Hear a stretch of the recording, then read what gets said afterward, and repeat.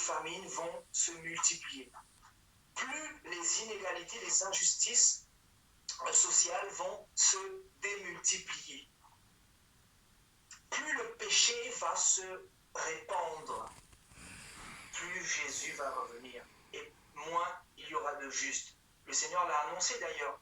Il a annoncé ce temps d'apostasie. Ce temps d'apostasie que beaucoup malheureusement ne comprennent pas. Pourquoi? Parce qu'il faut la révélation pour comprendre le monde dans lequel nous sommes. Il te faut les yeux de l'Esprit, il te faut les yeux de Jésus-Christ pour comprendre ce que nous traversons actuellement, que ce soit dans les églises et que ce soit dans les nations. Parce que le Seigneur a parlé d'une manière prophétique. Cette parole n'est pas n'importe quelle parole. Je le dis souvent, cette parole, elle est prophétique, elle annonce les choses. Et donc, nous ne devons pas être surpris.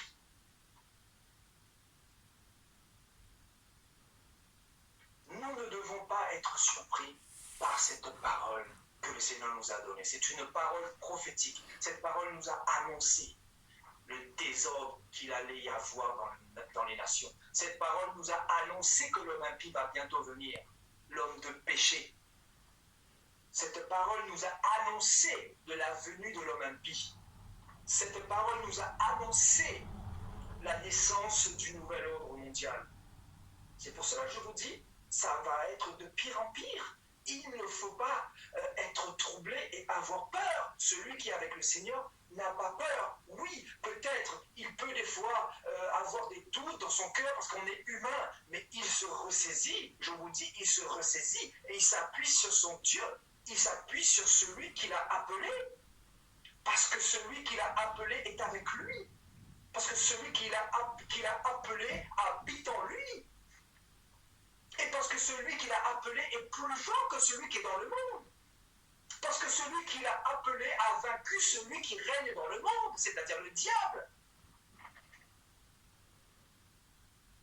La prière fervente du juste a une grande efficacité. Cherchons à ce que nos prières soient efficaces si nous voulons arrêter le soleil en pleine course, si nous voulons arrêter la lune en pleine course sur Gabaon, si nous voulons ouvrir la mer Rouge en deux. Cherchons à marcher plus avec Dieu qu'avec les hommes. Cherchons à marcher plus avec Jésus dans le secret. Même si personne ne te voit pas, même si personne ne te voit pas, ne recherche pas l'approbation d'un homme, d'un pasteur. Cherche plus à être avec Jésus dans ta chambre, chez toi, avec ta femme, avec ta famille, qu'avec les pasteurs. Parce que là, en ce moment, le Seigneur est en train simplement de... Je vous dis, le Seigneur fait quelque chose d'extraordinaire à travers cet événement. Je dirais ce fléau, le coronavirus. Voilà, c'est un fléau. Il est en train de faire quelque chose de très particulier. Je vous donnerai un message de 10 minutes par rapport à ce que, comment je vois les choses d'une manière prophétique en fait. Vous voyez? Parce que les nations se sont beaucoup trop éloignées de Dieu. La France ne connaît pas Jésus. Et qu'est-ce que Jésus est en train de faire? Il est en train de rassembler ses enfants, préparer ses enfants. Et il ne prépare pas ses enfants dans des églises d'apostasie. Alors ne soyez pas troublés. Réjouissez-vous si tous ces temples se sont fermés. Parce que Dieu n'est pas le Dieu des méga-church. Vous n'avez pas encore compris ça? Ça vous choque? Dieu n'est pas le Dieu des méga-church. Je vous dis, Dieu n'est pas le Dieu du bâtiment d'église. Non. Dieu est le Dieu du rassemblement, peu importe où ce rassemblement peut avoir lieu. Et on ne doit pas l'associer avec des pierres, avec des briques, avec des lieux de culte.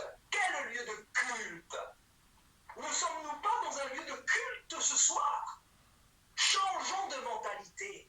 Si nous voulons marcher avec Dieu, si nous voulons que nos prières soient efficaces.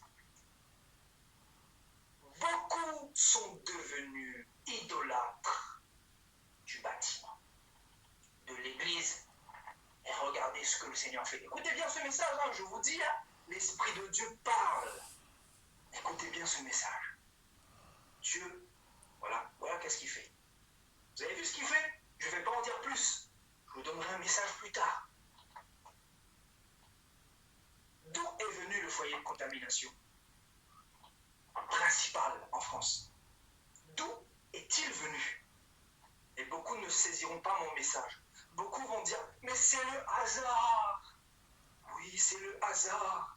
Ah oui, bien sûr, une église qui se met en jeûne, une église en prière, une église avec plus de 2000 membres, je crois, qui se réunit. Et là, tout le monde là-dedans attrape le coronavirus. Et vous ne vous posez pas les bonnes questions.